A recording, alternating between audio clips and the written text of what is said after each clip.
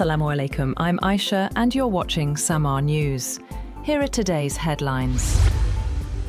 Iranian Foreign Minister Abbas Araghchi says the Strait of Hormuz will remain under Iran's full oversight during the next 30 days, as efforts continue to implement the Memorandum of Understanding signed with the United States. Speaking during a visit to Iraq, Araghchi said Iran has briefed regional partners on the agreement and stressed that any unilateral action or outside intervention in the strategic waterway could delay its full reopening and increase regional tensions.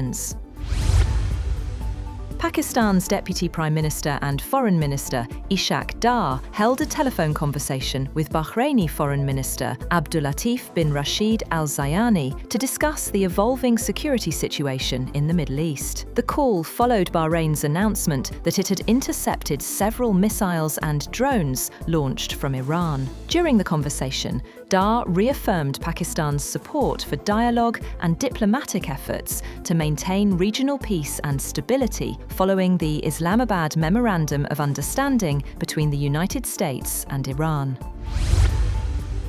Iran's Islamic Revolutionary Guard Corps, IRGC, says it launched ballistic missile and drone attacks on U.S. military targets in Bahrain and Kuwait, calling the strikes retaliation for recent U.S. attacks on Iranian territory. Iranian state media said the operation targeted Ali al-Salem Air Base in Kuwait and the U.S. Fifth Fleet headquarters in Bahrain. A U.S. official said there were no reports of casualties or significant damage. The United States responded with a second consecutive night of strikes on Iranian military infrastructure, saying the attacks targeted surveillance systems, air defenses, drone facilities, and mine-laying capabilities after an alleged Iranian attack on a commercial tanker in the Strait of Hormuz. The latest exchanges have heightened tensions and raised fresh doubts over the fragile ceasefire established under the June 17th Memorandum of Understanding between Washington and Tehran.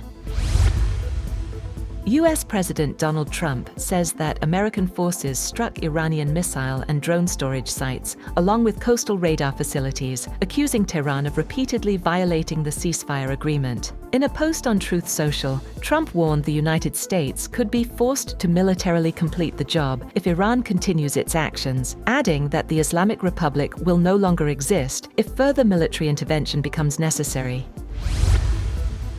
Israeli airstrikes killed one person and wounded at least two others in southern Lebanon on Saturday, less than a day after Israel and Lebanon signed a US-brokered framework aimed at ending months of cross-border fighting. The Israeli military said it targeted Hezbollah fighters and destroyed a rocket launcher in the Nabatia area. Lebanon's health ministry confirmed one death, while local media reported additional drone strikes that injured at least two people. Hezbollah rejected the agreement, calling it humiliating and null and void, and vowed to continue armed resistance. Israel, meanwhile, said its forces are preparing for an extended deployment in a security zone in southern Lebanon.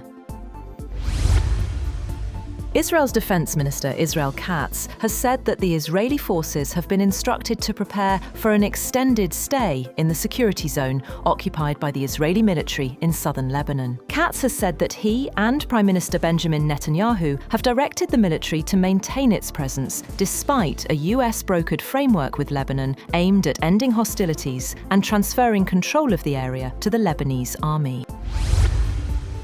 The death toll from twin earthquakes that struck Venezuela's northern coast has risen to 1,430, with more than 51,000 people still missing as rescue teams race to find survivors. Authorities have restricted access to the disaster zone in La Guaira, saying traffic was hampering emergency operations. More than 3,300 people have been injured, while only 243 survivors have been pulled from the rubble so far. The UN estimates the quakes caused up to $8.7 billion in damage and could affect nearly 6.8 million people. Rescue officials warn hopes of finding more survivors are fading as the critical 72-hour window comes to an end. The UAE has strongly condemned reported Iranian drone attacks on Bahrain, calling them a flagrant violation of the country's sovereignty and a threat to its security and stability. In a statement, the Ministry of Foreign Affairs denounced the attacks in the strongest terms and reaffirmed the UAE's support for Bahrain. Gulf Cooperation Council, GCC Secretary-General Jassem Mohammed al-Budaiwi has also condemned the alleged Iranian attacks targeting Bahraini territory. That's all for now. For more updates, visit www.samaa.tv. Thank you for watching Samaa News.